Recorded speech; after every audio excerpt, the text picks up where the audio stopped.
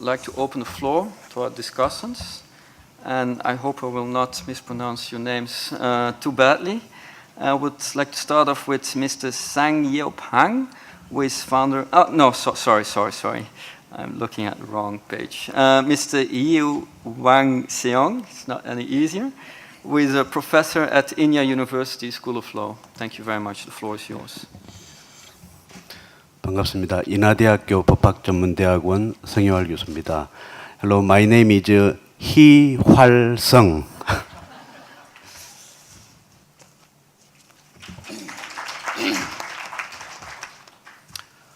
Before proceeding to my discussion, I'd like to express my high appreciation for the good speech and wonderful presentation to Dr.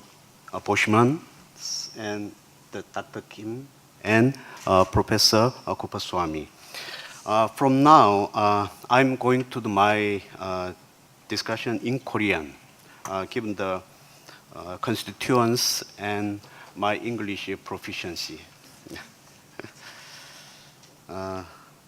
우리 한국은 이탈리아에 이어 증권형 크라우드 펀딩을 체계적으로 도입한 선도국가 중 하나입니다. 법과 시행령 그리고 금융위원회 규정까지 다 정비되어서 내년 1월이면 본격적으로 시행에 들어갑니다. 수십 개의 펀딩 포털이 증권형 크라우드 펀딩을 중개하기 위해 치열한 경쟁을 할 것이고 그에 따라 창업 초기 기업이 3, 4년 차에 도래한다는 죽음의 계곡을 무사히 넘어갈 수 있도록 활발한 자금 공급이 이루어질 것으로 기대되고 있습니다. 이제 한국의 다음 과제는 대출형 크라우드 펀딩의 정비가 아닌가 그렇게 생각합니다. 여러분들이 발표하신 바와 같이 주요국의 통계에서 나타나듯이 크라우드 펀딩에서 가장 규모가 크고 그것도 압도적으로 큰 것이 대출형이고 이해관계자도 다른 크라우드 펀딩 유형에 비해서 훨씬 많다고 할 수 있습니다. 증권형 크라우드 펀딩이 회사를 위한 유형이라면 이 대출형은 주로 일반 개인 간, person to person 그런 금융 기능을 제공할 것입니다. 대출형 크라우드 펀딩의 가장 큰 효익은 금리는 아주 낮지만 대출 문턱이 높은 저금리의 은행권, 또 그에 비해서 문턱은 낮지만 금리가 아주 높은 고금리 때 대부업, 이 사이에서 중금리, 미들 레인지의 그 금리 자금 공급이 가능하다는 점입니다. 따라서 현재 자금 수요자인 저신용자들, 우리 한국의 경우 거의 6등급, 7등급 이하의 저신용자들이 700만 명 이상으로 이렇게 이제 추정되고 있습니다. 이런 저신용자들과 중개업체뿐만 아니라 또 저금리 상황에서 마땅한 투자처를 찾지 못한 투자자 측면에서도 시장 활성화를 위한 제도 정비에 대한 요구가 매우 높습니다. 그런데 아직도 한국 정부의 기본 입장은 대출형 크라우드 펀딩이 상당한 규모로 성장하기 전까지는 특별한 조치 없이 관망하겠다는 그런 기본 입장을 고수하고 있는 것으로 보입니다. 기존의 다른 사례에 비해서는 상당히 좀 이례적인 그런 관망 자세를 보이고 있는 것 같습니다. 그런데 대출형 크라우드 펀딩은 유형에 따라서 여러 가지 법적 문제를 야기할 수 있기 때문에 현재와 같이 이렇게 방치된 상황에서는 결코 성장하기 어렵다고 봅니다. 예를 들어서 투자 자금의 풀링이 존재한다면 이것은 집합 투자업, 컬렉티브 인베스트먼트 스킴, 그리고 신탁업, 트러스트에 해당될 여지가 있고 또 거기에 양도 가능한 증권형이 있다면, 증권형으로 이루어진다면 이건 또 증권형 크라우드 펀딩에 해당이 됩니다. 그러니까 어떤 경우에라도 다 자본시장법 규제 대상이 된다라는 것이죠. 그리고 이제 가장 보편적인 방식으로 생각되는 그 대출형 거래에서 되는 게 이제 금전 소비재 대차 방식의 1대1 대출이라고 할 것입니다. 그런데 이런 금전 소비 대차 방식의 자금 대여 방식도 현행 대부업법에 따라서 상당히 이 펀딩 포털이나 개인들로서는 감당하기 어렵거나 불가능한 그 정도의 과중한 규제 부담이 있다라는 것이죠. 그래서 이렇게 여러 가지 불확실성을 제거하고 지원과 또 촉진을 바라는 그런 업계 수요자 요구 이거를 이제 부합하고 그 다음에 또 수많은 그 저신용자들의 어떤 문제, 신용 리스크를 완화하고 또 투자자들의 자금을 좀 안정적인 어떤 투자처를 마련해 줄 수 있는 여러 가지 면에서 장점을 갖추고 있는 이 대출형 크라우드 펀딩이 좀 정비가 되고 조속히 제대로 시행되었으면 좋겠다라는 생각이 들고 그런 점에서 그걸 주 이슈로 삼아서 발표해 주신 김민정 박사님의 견해에 저는 뭐 전적으로 공감을 하고 그리고 그 주장을 뒷받침하기 위해서 또 통계 그 여론조사까지 해서 이렇게 이제 온 걸 봤습니다. 그래서 그 조사도 생각보다는 조금 낮지만 어쨌든 다수가 이 대출형 크라우드 펀딩의 활성화를 바라고 있다라는 점에서 이것이 이제 우리 증권형 크라우드 펀딩 1단계를 끝나고 난 우리 한국 상황에서 기대해 볼 수 있는 다음 단계가 아닌가 그렇게 생각이 됩니다. 감사합니다.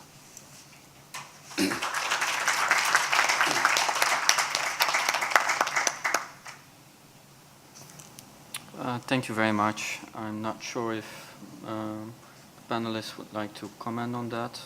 Otherwise, I would like to give the floor to, it's not getting any easier, Mr. Yoon Uk Shin, who is CEO and founder of Pop Funding Incorporated. It's very interesting to have the opinion of a practitioner on board. So the floor is yours. Thank you. 안녕하세요.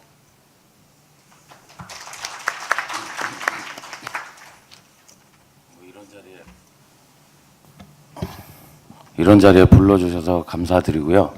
몇 가지 그냥 제 생각을 짧게 말씀을 드리겠습니다. 제가 이런 크라우드 펀딩 관련된 이 세미나 같은데 굉장히 많이 참석을 합니다. 가서 한 가지 발견한 사실이 뭐냐면 사람들은 마치 크라우드 펀딩이 모두에게 좋은 새로운 방식이다라고 생각을 하는 것 같아요. 근데 사실 제가 이 사업을 지금 9년째 하고 있거든요. 근데 만약에 제가 이 사업을 접고 다른 사업을 한다. 그러면 자금 모집을 그것이 대출이든 투자가 됐든 저는 크라우드 펀딩 안 합니다. 왜 그러냐면 크라우드 펀딩이 좋기만 한 게 아니에요. 결정적인 문제가 있어요. 그게 뭐냐? 귀찮다는 거죠.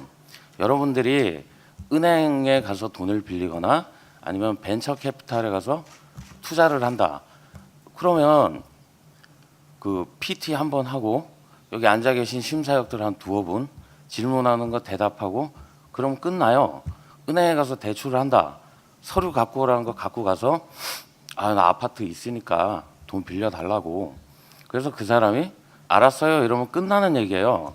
근데 이 크라우드 펀딩에 뭐 돈을 빌려달라든지 아니면 투자를 해달라든지 프로젝트를 올리면요. 돈 5,000원 내면서 별별 질문을 다 하거든요. 그 대답을 다 해야 돼요. 제가 무슨 얘기를 하는 거냐면 예를 들어서 지금 저희 회사는 대출형 크라우드 펀딩과 그 후원형 크라우드 펀딩을 해요. 가령 오늘 오후에 우리 박근혜 대통령님이 저희 사이트에 와서 나 100만 원만 빌려주세요 라고 이야기를 한다면 그거 아마 5초도 안 돼서 돈 다 모이겠죠. 그러니까 사람들은 다 돈이 없지 않아요. 돈이 없어도 어떤 사람은요 어디 가서 얘기하면 금방 돈을 투자를 받거나 빌릴 수 있는 사람들도 있고요. 그렇지 않은 사람들도 있다는 거죠. 근데 이건 왜 그러냐면 이제 다른 나라는 모르겠고 최소한 한국에서는 이렇게 돈을 빌려주거나 투자를 하는 데를 기관이라고 하거든요. 사실 그것도 이상해요. 금융회사라고 해야 되는데 아무도 금융회사라고 안 그래요. 금융기관이라고 하지. 근데 이 기관이 되면 기본적으로 가지는 한계가 있어요. 그것이 뭐냐? 첫 번째로 금융기관 가령 은행의 예를 들면요. 은행은 예금자가 예금을 한 돈을 갖다가 기업이든 개인한테 대출을 해주고 수익을 남기죠. 남의 돈이잖아요. 그래서 은행에 일하는 사람들은 선량한 관리자의 의무라는 게 생겨요. 그리고 쉽게 얘기하면 남의 돈이니까 잘 빌려줘야 된다 니들은, 이 얘기죠. 근데 그러려면 기준이라는 게 생기거든요. 왜 이 사람한테는 대출을 주고 왜 이 사람한테는 안 줬니? 이런 거에 대해서 다른 사람들이 와서 납득을 할 수 있는 기준이라는 게 만들어져요. 근데 이 기준이라는 게 참 신기해서 한번 만들어지면요 엄격해져요. 이게 완화되는 일은 거의 없어요. 그러다 보면 어떤 현상이 벌어지냐면 은행에 돈은 됐다 마는데 빌려줄 데가 없어져요. 이게 첫 번째 문제고요. 두 번째는 이런 은행이나 벤처 캐피탈 거기 사람들이 있잖아요. 당신들도 효율적으로 좀 운영을 해봐. 이런 얘기를 누가 해요. 그게 무슨 얘기냐? 수익 남기라는 얘기잖아요. 그러면 제가 VC 대표예요. 그리고 우리가 엊그저께 PT를 잘 해가지고 100억짜리 펀드를 받았네요. 자, 이 돈을 뿌릴 수 있는 경우의 수는 실제로 무한합니다. 근데 가장 극단적인 두 가지 사례를 들면 하나는 1원씩 100억 군데 뿌릴 수 있고요. 하나는 100억을 한 군데 뿌릴 수 있어요. 점점 기관아 니들도 효율적으로 운영해야지 이런 얘기를 듣게 되면요 후자로 가요. 작은 돈을 많이 뿌리는 걸 싫어하게 돼요. 왜? 비용 들잖아요. 직원 하나가 회사 사장 하나 만나서 얘기하는 게 죄다 비용이거든요. 이렇게 돼요. 그러다 보면 이제 그럼 우리나라에서 이 제가 하고 있는 이런 사업들은 왜 있어야 되느냐? 쉽게 얘기하면 이거예요. 은행에 가서 대출을 못 받는 사람들. 그다음에 VC 가서 내가 사업하고 싶은데 난 가면 야 당신 로봇 만든다는데 기존에 만든 적 없잖아. 내가 어떻게 당신을 믿고 돈을 빌려줘야 돼? 뭐 이러거든요. 그런 사람들이 이런 플랫폼에 와서 제가 해본 적은 없는데요. 잘할 수 있거든요. 뭐 이제 이런 얘기를 하면서 한번 시도를 해볼 수 있다. 그런 의미고 이걸 좀 이게 국제 학회니까 좀 어려운 얘기로 하면 이제 제가 표현한 방식으로는 사회예요. 사회 곳곳에 리스크가 있어요. 근데 이 리스크가 이런 돈을 투자를 하는 기관들은 그렇게 말을 하거든요. 저기는 왜 투자 안 하나요? 저기는 왜 대출 안 하나요? 이러면 리스크가 높아서요라고 거짓말을 해요. 리스크가 높다 낮다는요. 여기 10개 회사가 있으면 10개한테 빌려줘 봐야 돼요.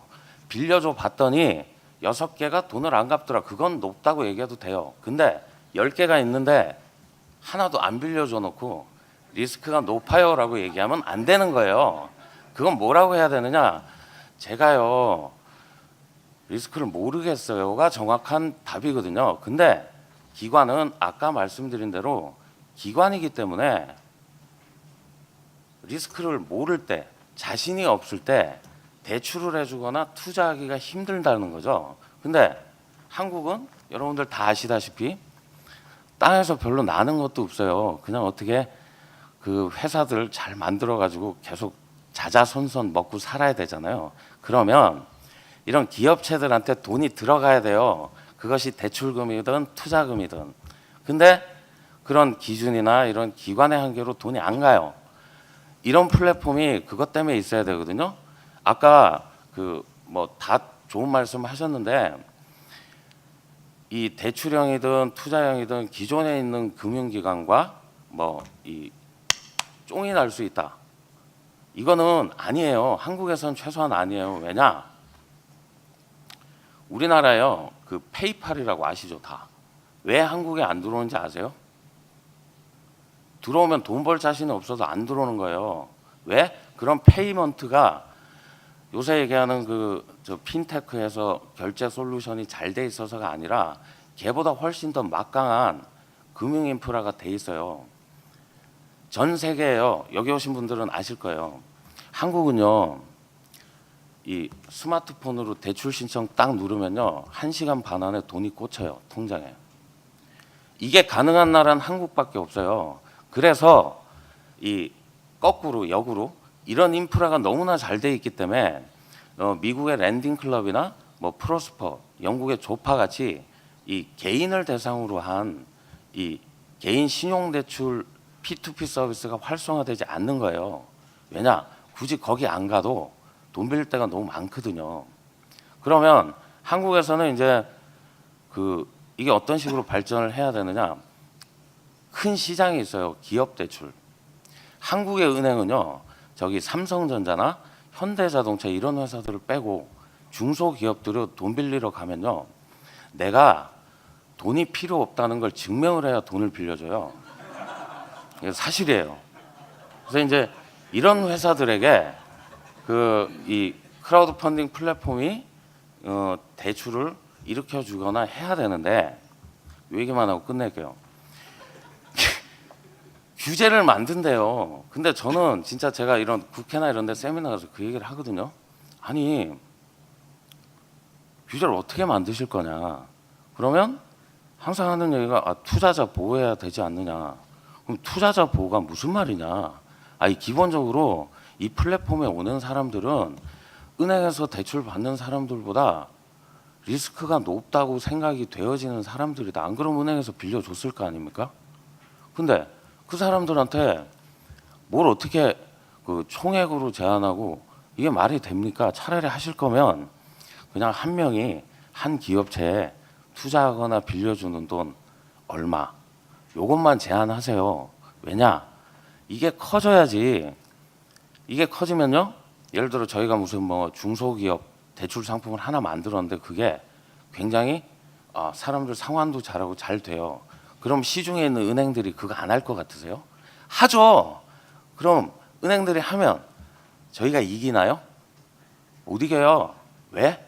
은행은 강력한 장점이 있잖아요. 투자자한테 이자율이 저희가 더 높겠죠. 수익률은. 근데 대신에 은행은 나라에서 원금을 지켜주잖아요. 나라가 망하기 전에 5천만 원까지는 원금을 보장해줘요. 그게 얼마나 큰 메리트인데요.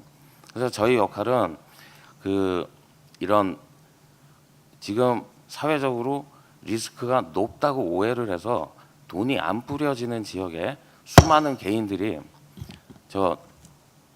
괜히 돈 가지고 백화점 세일할 때 옷 사지 마시고요. 아들내미 손자 생각하셔서 그러면 회사가 많아져야 되니까 10,000원씩 한번 스타트업들한테 뿌려보세요. 뭐 이제 이런 식으로 발전을 해야 되고 그런 훌륭한 일을 제가 하고 있다. 뭐 이 말씀을 마지막으로 감사합니다.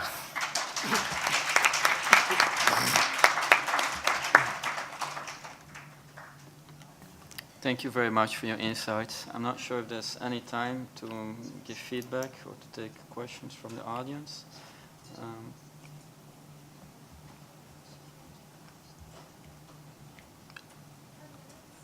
10 minutes. Well, if I can just very briefly ask a question. So in Korea, as I understand, it's illegal at the moment to operate a peer-to-peer platform.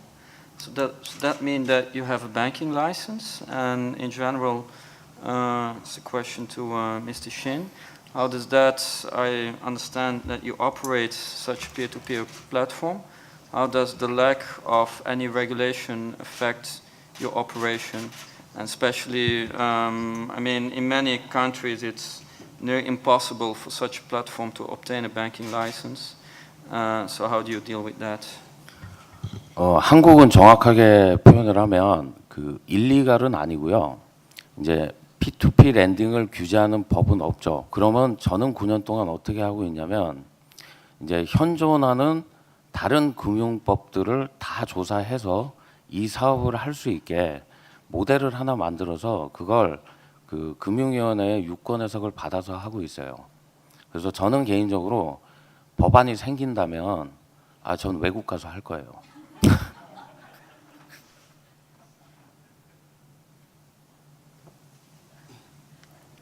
Thank you very much for the concise and informative answer.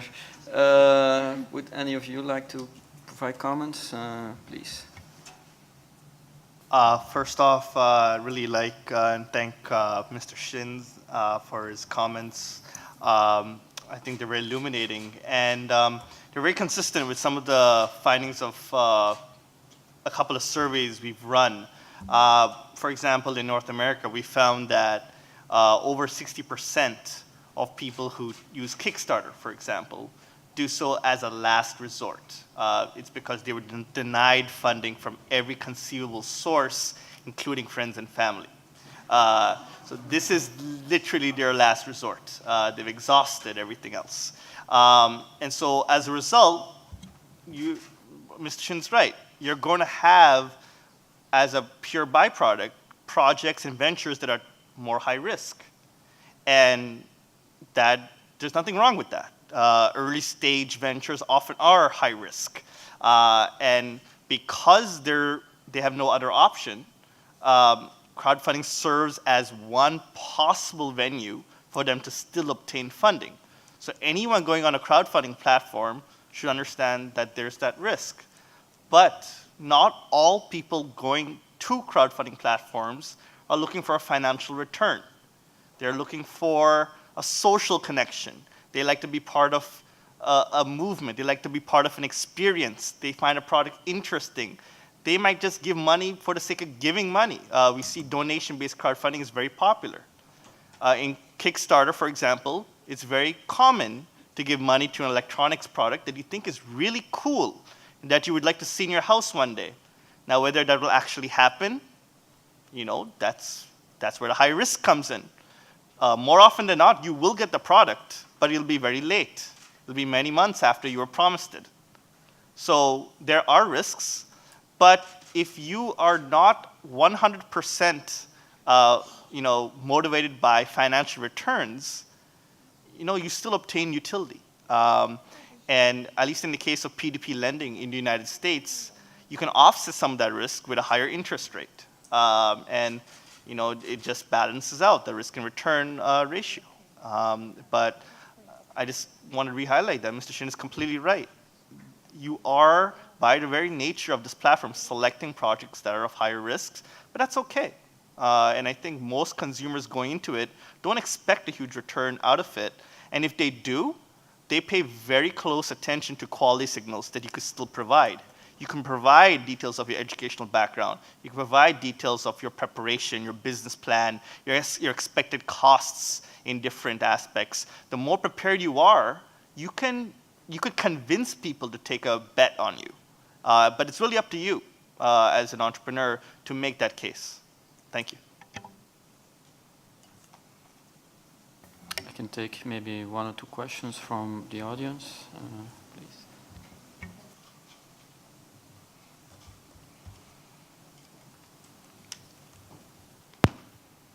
Crowdfunding. This is a question to professor from the North Carolina. Crowdfunding remind me the crowdsourcing, and the crowdsourcing is the collection, mobilization of the wisdom from the crowd.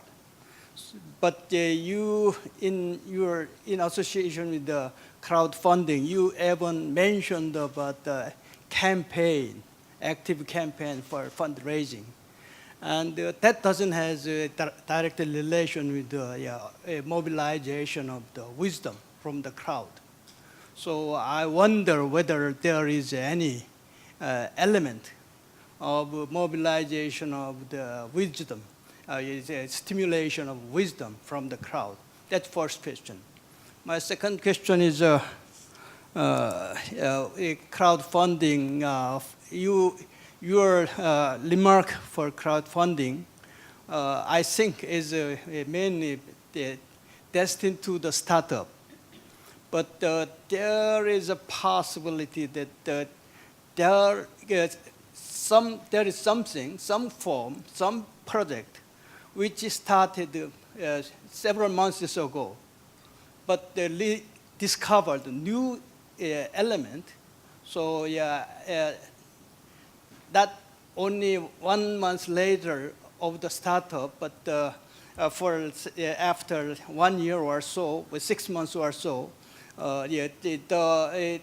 that project cannot be the startup, but the old project, in that sense, could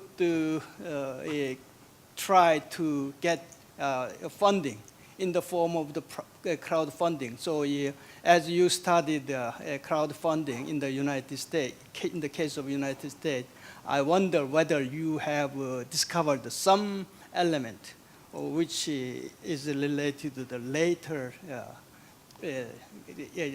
some latent project of the, not for startup. First off, thank you very much. Yes. Oh, that's good. All right. First off, thank you very much. You're both very good questions. First off, my colleague on most of my crowdfunding work actually started off working in crowdsourcing as well. And so they're very related pursuits. One of the big differences between crowdsourcing and crowdfunding is in crowdsourcing, you usually have a prize, and you are getting people to work very hard to give you ideas by giving them the incentive of the best idea gets this prize. And so people are very motivated to want to participate. And you find often in innovation contests centered around crowdsourcing that you get many entries. In crowdfunding, you have to work very hard to get people to participate at all in your venture. So the onus is on the different party when it comes to crowdsourcing versus crowdfunding. In crowdsourcing, it's often a very enjoyable pursuit for the crowd. They want to participate, they want to submit an idea, they want to maybe see if they win.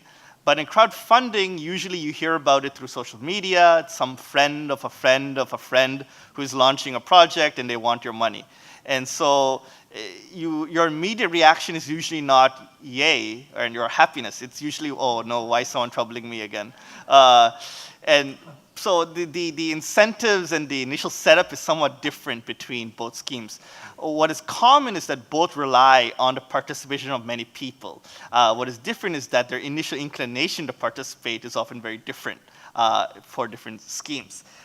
Coming to your second question regarding completely new ventures and existing ones, it's a very good observation because when we were doing our surveys and in our other crowdfunding work, not all projects are posted by completely new startups. In fact,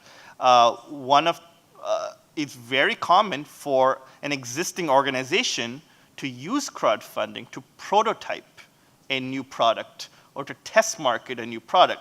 In fact, I think this is one of the most underplayed yet very exciting aspects of crowdfunding.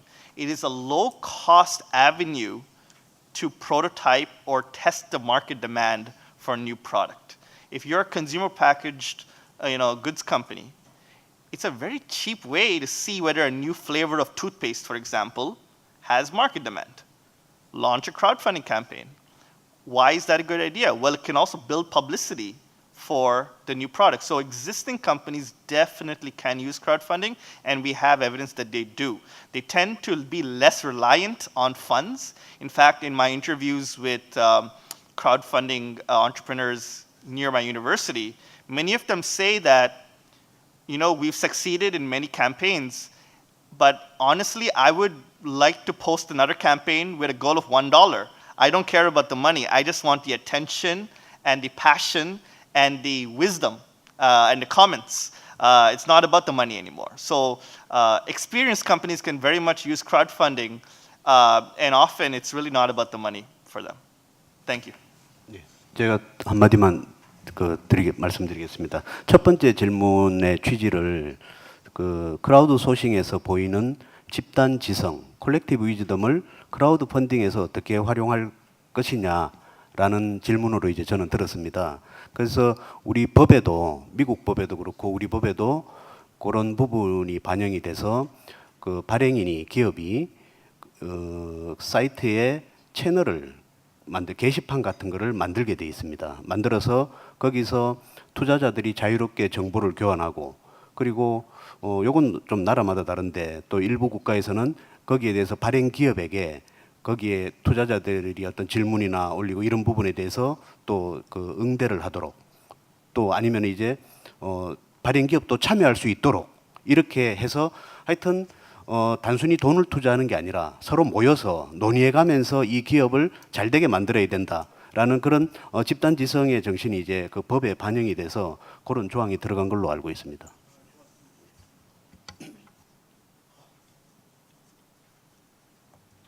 Not, I'm not sure if there's time to take another question from the audience. I mean, I'm not okay.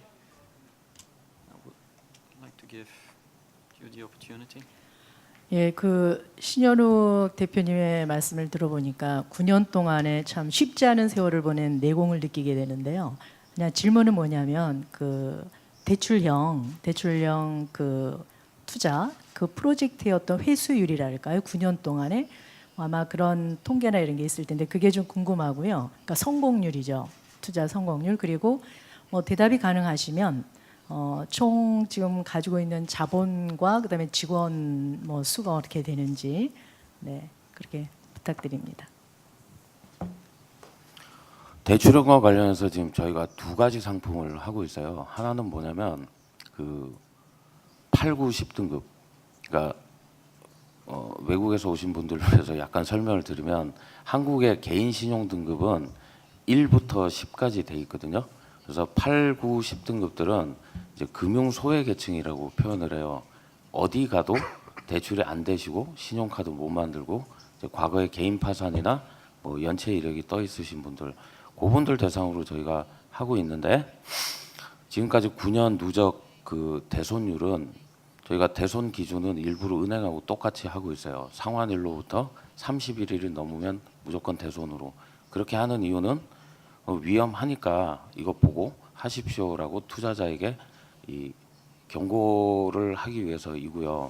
어찌 됐건 그 대손율이 10.5%입니다. 누적으로. 네, 높지 않습니다. 그리고 한 가지 상품은 저희가 그 유통업자 그 의류 유통을 하시는 분들이 재고가 남으면 지금 이제 그걸 그 땡처리라고 표현하는 이제 제일 하부에 있는 유통업자들한테 헐값에 그냥 팔아버려요. 특히 한국은 사계절이 있기 때문에 계절 시즌 지나면 가격이 폭락을 하거든요. 이제 그분들에게 저희가 이제 그 옷을 저희 창고에 담보로 잡고 대출을 하는 그런 상품을 이제 런칭을 했고요.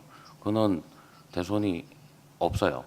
없고 앞으로도 아주 특이한 경우 가령 뭐 태풍이 와서 창고가 전부 물에 잠겼다든지 뭐 이런 일이 아니면 애초에 그 사고가 났을 때 구매할 사람들 찾아놓고 계약을 해놓고 진행을 하거든요. 그런 거 하고 있고 저희 자본금은 5억 원이고요. 직원은 15명입니다.